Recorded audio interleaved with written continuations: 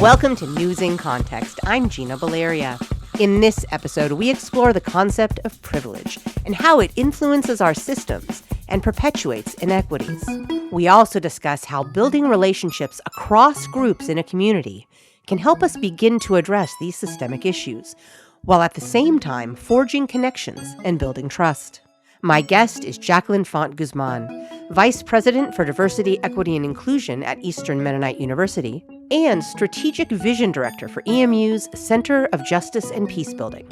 This is Civity Week on News in Context. Civity is a culture of deliberately engaging in relationships of respect and empathy with others who are different, moving people from us versus them to we all belong.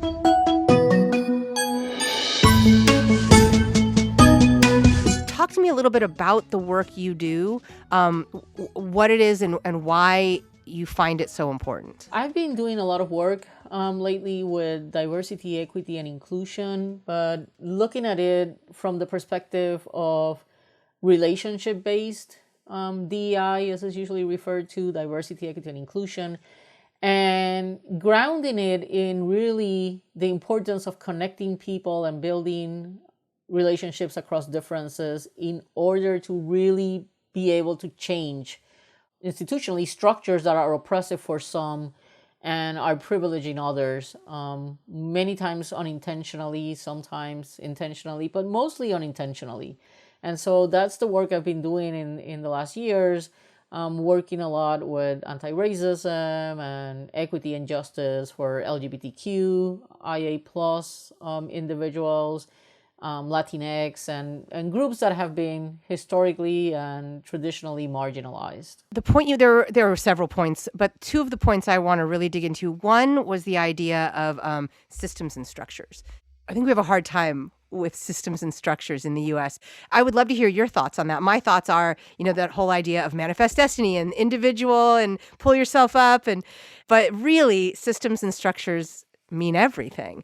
I would love to hear your thoughts on how systems and structures play a role in our lives and in the course of our lives. Of course, we have agency. Of course, we have responsibility to work hard and do all that. But, I feel like we never can have that balanced conversation. It's either one or the other. So how do you see systems and structures influencing us and influencing the way we engage with the world? That's a great question. And I think in many ways, we are part of the systems and therefore part of the structure. So there's really no way of getting out of the system. That's the way I see it. And in the case of the US in particular, we have structures and institutions and organizations and legal systems, healthcare systems, educational systems that truly by design have been privileging some people over other, mostly white, male, cisgendered individuals that have some sort of power and usually educated. And I say that because I am also a lawyer and did some litigation work for some time significantly. And so I have that lens and frame of reference of the law in terms of structures and systems. And I can see how when you study the Constitution and you study the original documents of how this nation is formed and shaped, we the people didn't really mean we the people. And if you look at the Federalist Papers and all the other history that is surfacing now after Floyd's murder, you see that it's really by design. When you look about the segregation in this nation and how communities were purposely segregated by something I'm sure you and many of your audience may know in terms of redlining and literally sitting down and segregating and deciding what sections, geographical areas or communities were going to be allowed to take out loans and buy properties and buy homes and which ones were not. That is a legacy that still lives with us today. So the intentionality comes, that's the way the system was designed. And so we are living and are some surviving, some trying to thrive, some thriving in a system that when you enter it, and me as a Latina woman from Puerto Rico entering the system in the US, well, the systems are not really built for me. They're built with, in the case of education, with admission tests that are built for people that have a particular worldview and a particular privilege of having been able to go to a particular high school in a particular geographical area with particular parents and the wording and the language of how all these tests that seem to be objective and seem to be equal are really not. So that for me is a system. The system is all these sets of rules and policies and procedures and historical documents that have come to life that have created the structures and the systems for a group of people. And now we're asking everyone to be able to live into them and claim that they're equal, but they're really not. And so there is always this tension between our individual agency walking into the systems and trying to either navigate those systems and structures of power and oppression, or dismantling them and changing them. And this is kind of a continuum. And so we choose our battles, right? When is it appropriate to really try to make changes, and where is it appropriate to just learn how to navigate it until you can actually change it? And so there's a close relationship between, our agency and the systems and the structures that are in place in the US specifically, I'm referring to now. Other countries have them as well, but I'm focusing here in the United States. Absolutely. Yeah, I think systems obviously come into play and structures whenever something is a community or society is built. So you brought up the idea of, for those for whom the system is working, well, let's just move on. It's like, but it's working. It's fine. So we're fine now, right? Without acknowledging, and I think understanding, and this gets into that intentionality, unintentionality that you talked about a second ago. I think, we can understand, like, if I break my arm, when I'm a child and growing, and it may affect the growth of my arm, right? And then maybe it's not as strong. I can still play sports and I can still work a little harder and get it to, people understand that. But when it comes to things that aren't physical, it's sometimes difficult to understand. So I wonder if you can talk about that sort of intentional versus unintentional, because I think there is these battle lines are drawn. Like, if you're not with me, you must be against me. And I don't think that's always true. Some individuals have bought into the idea that they're really superior or privileged. And that is something that I think it's taught. It's not something, I don't think you're born with that. I think you're taught into... I don't know who was the famous philosopher who said that he did not know who invented water or who was aware of it first, but it wasn't a fish, right? Because fish are immersed in this water, and so they don't. It's a thing. They don't know it's something that there's a difference between water and not being immersed in water. So I think that lack of awareness doesn't necessarily come from evil intention. It's just that is what you've been taught. That's what your surrounding is. And you don't know any better. And in the case of the US, because you are so segregated as a community overall, there's some individuals in rural areas, for example, in the US that literally were born and raised and lived. And many of them, even to this day, now that there's TV, they've seen Black people in a TV, or maybe they have now traveled and seen them. But that was not their experience growing up. They literally don't know what being Black or being Latino or even being queer may be like. They have never had the opportunity to engage in a relationship, nevertheless cross paths, individuals that are different than them. And so within these bubbles, we just are formed and are shaped, and that shapes who we are. And so I think that's where I say, like, there's the unintentional part of it, of, you don't know any better. And so that's the unintentional part. I think there's also sometimes an intentionality of, once you know all of that and become aware of some things, that you may decide not to lose your privilege. And therefore, it will be okay to discriminate against someone in your mind that you perceive as being less than you, or less equal, or less human. And that is now a choice and an intentionality, right? Now is you are choosing to do that, or to discriminate, or to push aside someone or marginalize them, because it's an issue of power. You don't want to share your power. You don't want to engage with others in ways that you feel will be threatening to you. And I think when you go down that path, it's intentional. I cannot claim ignorance anymore. When you have the case, and I'm blanking on her name right now, but there was this incident that went viral about this woman who was in New York City at Central Park, walking a dog, and there was a Black man who actually asked her to, he was bird watching, and asked her to politely to comply with an ordinance so that she would put her dog on a leash. She was just walking around the dog without being in a leash. And she dialed 911 and started in a conversation with him, which he recorded in his own personal phone. she knew exactly what she was doing. I am a white woman. I'm going to call 911. I'm going to say that there's a black man threatening me. And she knew exactly that the system was going to be working in her favor. She knew the reaction that was going to have from police and security enforcing individuals. There's an intentionality there, and that is not something that we can claim is ignorance. It was clear from her conversation with this black man who had the audacity, while being black and bird watching, ask her to comply with an ordinance. That is intentionality. But you also have the other aspects of individuals making comments, engaging in things like microaggressions, which is basically putting down someone with something that seems to be a joke, where people can authentically not see the harm that they're doing. And so I make a distinction between, intentional discrimination versus the unintentional one.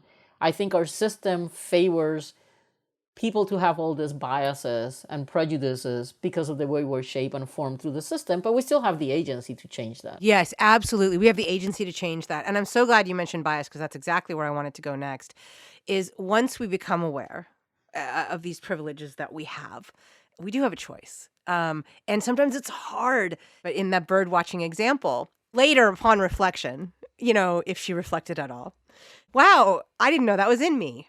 Wow. Oh my God, I've got some work to do. But then you got to do the work. You've got to try to recognize your own biases. And you also brought up the example of growing up in a bubble, growing up in a neighborhood, whatever. And your neighborhood is your neighborhood. And so it's your world, and it's how you orient yourself. And then you learn hopefully later that there are other things out there, and then you decide what to do with that. So in deciding what to do with that in your work, how do you help people reckon with their biases? If you're going to engage in conversations and you're going to ask the question, I think you need to own what you hear. I think you need to be responsible for what you hear and what you do with it. I think staying neutral when you hear something that is clearly biased in a way that is oppressing someone. And it's actually not neutral, right? Right. And so it's not neutral, but when you're trying to use that as neutrality, that I think is probably a way of perpetuating this violence and this inequity. So you must be able to feel or understand or think that you have a responsibility with what you hear. So what are you going to do with that once you have it? What are you going to do with that self-awareness? How do you work with people to get to that self-awareness?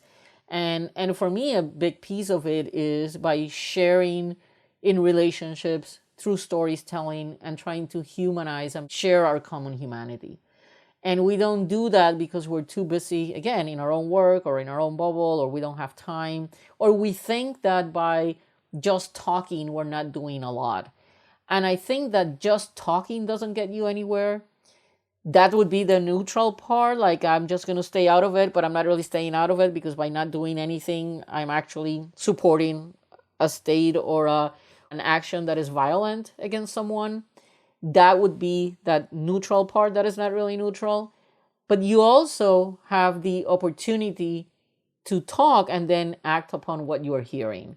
And I think that is not a waste of time. That is, in fact, the only way that people have the authentic capacity to change and change systems and structures and institutions and policies within those institutions, is to have that capacity of self-reflection, self-awareness, and then being able to understand the impact that your inaction or action, depending on what it is causing upon others. And we can only learn that when we start talking with each other, when we start creating spaces that allow people to be able to talk with each other. So a lot of the work I do from diversity, equity, and inclusion, because we have chosen at EMU a model that is relationship-based, is spending a lot of time creating the spaces for people to be able to connect across differences and having communications, or working in projects together, or doing something where you don't stay within your own unit. And difference can be in an array of ways, right? It could be in universities that are so hierarchical. It could be having a faculty member with tenure, a professor engaging with a staff person, or a custodial, or someone from maintenance. It is about creating those kind of spaces where I think you have the possibility of changing the systems. Because if you think about it, people are all over an institution. So that means that if I can get people to engage in relationships, I'm impacting the entire institution because relationships are everywhere. And so that is a way of affecting change and making structures and system change, because it almost becomes a domino effect. People start talking, the narrative starts taking some traction, and all of a sudden, literally before you know it, people at the executive teams or leadership positions are talking about starting to change policies that they didn't realize were hurting some people and others. I mean, like trying to get people to engage with their biases, trying to get people in a privileged position to, I mean, I don't necessarily see it as giving up privilege, but people do see it as I have to give something up to do this work. They do. Can you talk about any examples of doing the work and any of this stuff coming up and how you dealt with it? Absolutely. So one of the things, for example, in making change and working with people and how to support them in decentering that privilege, like being aware of it and being aware of the power they hold. One of the biggest challenges and things that I confront all the time is actually fear of either perceiving it as I am losing power, fear of not being politically correct, and I'm putting politically correct in quotes, fear of not knowing how to do because they don't know how to have these conversations because they've never had them when they're talking about diversity, fear of harming someone by their comments. So sometimes it stems from a place of good, not from a place of, not wanting to engage. I've heard words like, people are frozen, which is no way to be able to engage with others and with diversity. So that is something that I constantly hear. You're listening to News in Context. I'm Gina Valeria. We're talking with diversity, equity, and inclusion expert Jacqueline Font-Guzman about how privilege influences our systems and how building relationships across difference can help address those inequities. Another one of the things that are constantly present in doing this work that is challenging is I've become aware of the lack of psychological safety that we have overall, like everywhere, in different institutions, in different communities, in the healthcare settings. I do a lot of consulting for healthcare work as well. In academic institutions, it's a profound lack of psychological safety. And by that, I mean the fear to be able to make a statement, make a comment, provide some suggestion, differ or have a difference with what you're saying or where you're coming from. Not having the safety to do that because people feel that somehow either their job will be on the line, there will be some sort of retaliation if it's an employee-employer relationship, that there will be a price to pay somehow. And that has become a real challenge that I'm seeing in many institutions and in many different settings and areas. And also the misconception, and I draw a lot from the work of Edmondson for this when I talk about psychological safety, and I've tried to embed this in my theory of change of DEI here at EMU. It's also confusing psychological safety as we all need to have a kumbaya and be happy and have harmony and not express what we're saying and be really nice to each other, but not creating this space of niceness and at the same time holding people accountable. And so the tension then becomes you're not in your best learning zone, right? You have low psychological safety and there is low accountability or no motivation, and you go into this apathy zone where no one changes anything. And that is just horrible, right? So it's hard to make changes and movements when you're in those spaces. And then fear for change, right? Doing a lot of also consulting and work within my own institution in terms of making curriculum changes to embed some of this work and other people's voices in the curriculum. And the fear of some, members of the faculty. I mean, EMU has actually done a really good job of doing a process where we've been working to do this in a more systematic way, listening to voices of students and faculty and staff and everyone, like really bringing the voices of students into this whole process. But some institutions are not there yet. They don't want to bring the students. And again, it's a perception of a loss of power and a perception of, this whole debates around critical race theory that are happening in many places. It's fear, it's not wanting to change, is keeping the status quo. There's a lot of that, and the lack of psychological safety for people to be able to engage in these conversations without feeling that they will have a high price to pay. And so those are things that I've been confronting, and it's everywhere. We haven't quite figured out that you can hold people accountable and have real roles, and that still means that you can create a psychological safe space. That's an incredibly important point, and something that I think we should be talking about more, because it is true that it's been branded kumbaya, like, oh, safe space, and that's not it at all. My husband really likes to distinguish between cancel culture and consequence culture. Yes. You're facing consequences for what you do, but that doesn't mean, maybe you can learn from it, right? And there's not a lot of room to disagree in a trusting space, a safe, trusting space. And I don't know whether the U.S. ever had that or how we lost it, but it's nice to be doing work to try to recreate it. We're not always clear also about what we're listening for, or what are we being brought into.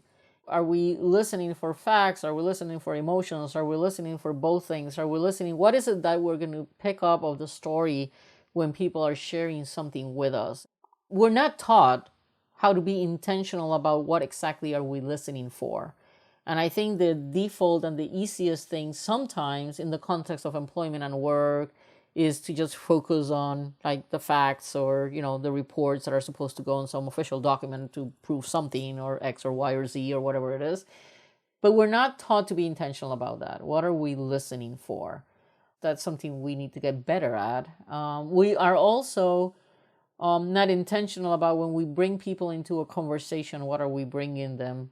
Are we bringing them for input, feedback, understanding, convincing, just sharing information, an authentic dialogue, a debate?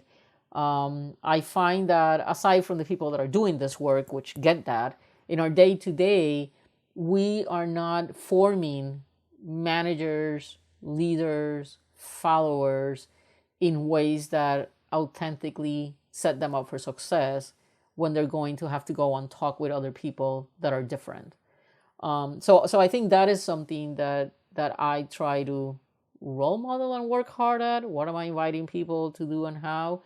The other big aspect is the difference between different aspects of culture and cross-cultural kind of engagement and how that relates with diversity, equity, and inclusion. It's safer to talk about culture, but culture doesn't address power issues. Culture is just telling you what is someone else's worldview or how they see the world, but it doesn't tell you how they got to see that world or why they get to see the way they see.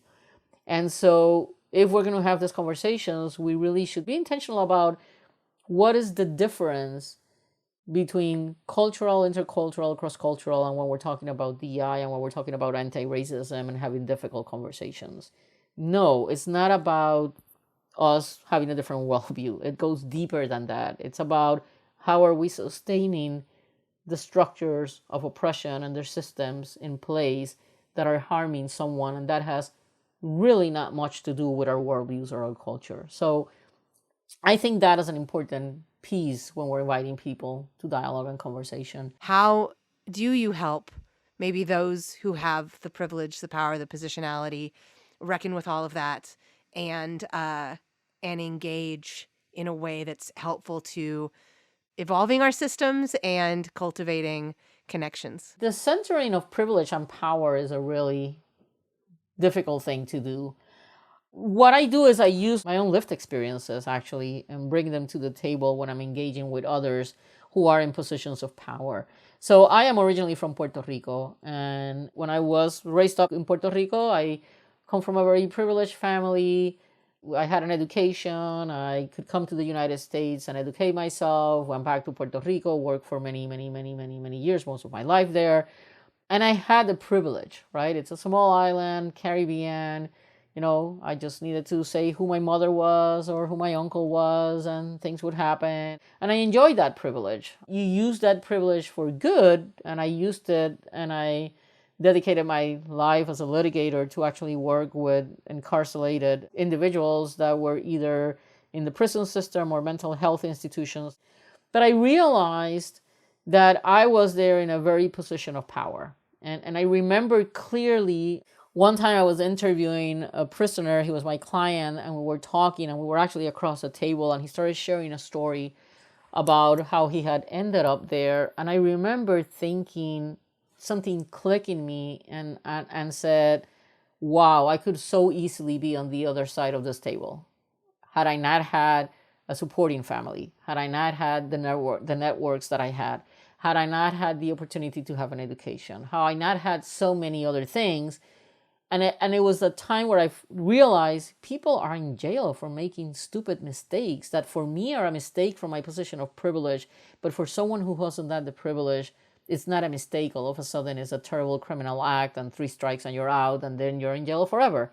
And so that was a big aha moment for me in terms of the beginnings of trying to cement a little bit better what that privilege meant that I had. You mentioned earlier that things were different when you came to the States. So how did that change? I remember coming to the States and all of a sudden losing all my privilege, just geographically. I was no longer white enough, even though I'm light-skinned. I had an accent, and I wasn't part of the privileged group, no matter how many degrees I had or no matter, who I was. And so I, in a way, have been on both ends. And I was a woman in a place traditionally also. I had that same issue in Puerto Rico, but I only had to deal with the gender issue, and all the other connections of background and family helped me overcome that. But here, I was just a Latina, a woman, not white enough, and with an accent. And things changed completely. How I had to navigate structures of power and racism in ways that I had never had to deal with back then. And so when I talk to people about how are your ways of decentering your privilege and becoming aware, I try to lead them to having those same aha moments that I had when I was interviewing this client of mine decades ago in a prison. No matter how much privilege you have, there's certainly a one point in time in your life that you were somehow not feeling like you belonged. And it could be because you're in a poor neighborhood and you feel you don't belong, right? It could be for all sorts of reasons. But tapping into the experiential part of what that feels like is what I like to do when I am working with people or talking about how to decenter your privilege. Because again, it's like the fish that is immersed in water. They don't know water is a thing. It's just the way they see the world, right? And so I try to use those experiences and try to support people into identifying what are some times where they have experienced that sense of unbelongingness or inequity. And that's usually a good entry point. That it's okay to have these conversations, and how the fact that they are fearful of hurting someone in itself comes from a position of privilege. That the fact that you can own the privilege to know that your words and your actions of how you interact can have such a profound negative impact and harm on someone else in itself is also a position of privilege. So what do we need to do to use the power you have in a more effective way? And what do we need to do to be able to start sharing some of that power? Thank you to my guest, Jacqueline Font-Guzman, Vice President for Diversity, Equity, and Inclusion at Eastern Mennonite University, and Strategic Vision Director for EMU's Center of Justice and Peacebuilding. Music in this episode includes Spring Fling by Track Tribe and The Heist by Silent Partner. In addition to hearing News in Context every Friday at 8:30 a.m. and 6:30 p.m. on KSFP 102.5 in San Francisco, you can hear it on Spotify, Stitcher, Apple Podcasts, iHeartMedia, Google Play, Google Podcasts, Podbean, YouTube, and PRX. We're also on Facebook and Twitter at News in Context SF, and on Instagram at News in Context. And you can find links to all of that at newsincontext.net. I'm Gina Valeria. Thank you for listening.